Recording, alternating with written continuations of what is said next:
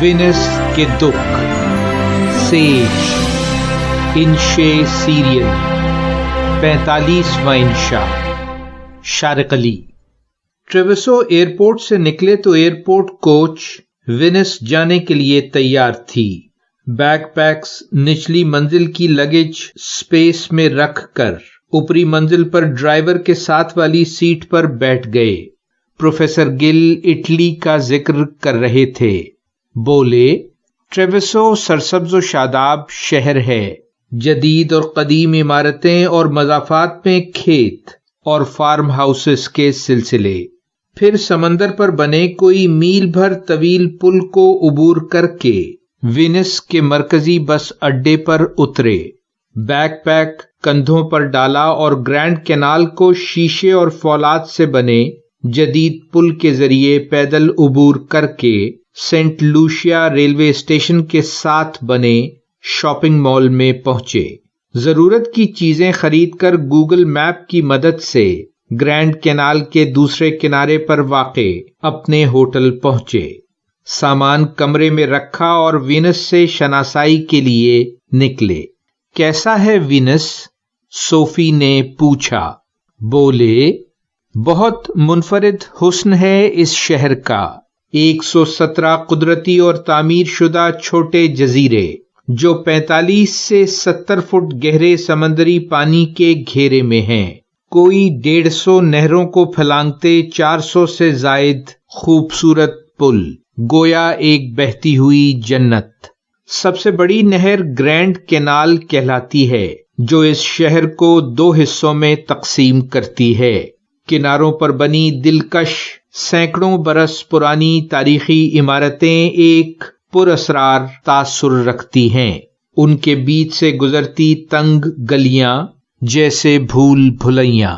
جہاں بھی ٹھہرو، واپس لوٹنے کے لیے کسی قریبی تاریخی یادگار، دکان یا پل کو نشانی کے طور پر یاد رکھنا ضروری ہے، ورنہ اجنبی شہر میں کھو جانے کا مزہ لو۔ وہاں کا موسم اور لوگ؟ رمز نے پوچھا۔ بولے، نکھری ہوئی دھوپ، نیلے آسمان تلے گنگناتی نہروں میں تیرتی کشتیاں، ہر طرف جدید دکانیں اور ریستوران، اور خوش لباس خوشرو سیاحوں کی پرمسرت بھیڑ۔ پھر عدنان اچانک یوں ملا جیسے خوشیوں بھری زندگی میں کوئی غیر متوقع حادثاتی دکھ۔ سینٹ لوشیا اسٹیشن کے سامنے گرینڈ کینال کو عبور کرتے پل پر وہ آتے جاتے سیاحوں کو سیلفی سٹک بیچ رہا تھا۔ کچھ بولے بغیر محض عملی مظاہرے سے فون کو سٹک پر لگا کر سیلفی کھینچنے کی آسانی بعض فرانسیسی، امریکی، اطالوی، کورین اور دیگر سیاحوں کو قائل کر لیتی اور یوں کچھ آمدنی ہو جاتی۔ 5 یورو کی سیلفی سٹک خریدی تو چند مسکراہٹوں کے تبادلے کے بعد گورے چٹے درمیانے قد کے 26 سالہ شامی پناہ گزین نے مجھے اپنی کہانی سنائی۔ اور وہ کیا تھی؟ میں بے صبرایا۔ بولے، جنگ سے بے حال شام کی سرحد عبور کر کے مہینوں کی پرمشقت مسافت طے کرنے کے بعد وہ ترکی میں اسمگلروں سے ملا تھا جو 1500 یورو لے کر مضبوط بوٹ میں یورپ پہنچانے کا انتظام کرتے تھے۔ ساحل پر پہنچے تو بوٹ تو نہیں، ربڑ کی کشتی جو ڈنگی کہلاتی ہے کا انتظام تھا، جس میں 40 کے بجائے 90 مسافر ٹھونسے گئے تھے۔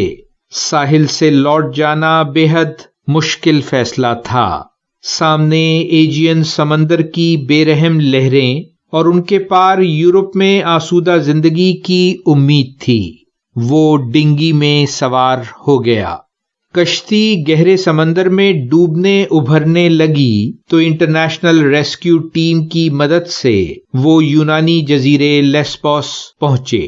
کیمپ میں قیام اور پھر یورپ میں مزدوری کی جدوجہد کے ذکر سے اس کی آنکھیں بھیگ گئیں۔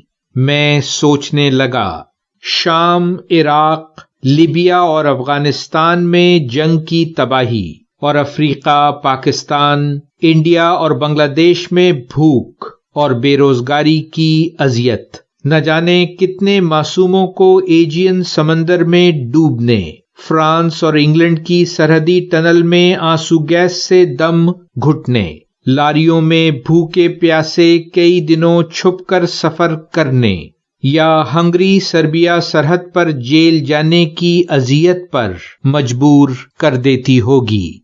پھر خیال آیا کہ یہ حسین شہر بھی تو ٹریویسو سے جنگ کے ڈر سے بھاگے ہوئے لوگوں نے 1500 سال پہلے بسایا تھا، اور اب جزیروں کی یہ جنت موسمی تبدیلی کے سبب سطح سمندر کی بلندی سے ہار کر ملی میٹرز کے حساب سے آہستہ آہستہ ڈوب رہی ہے۔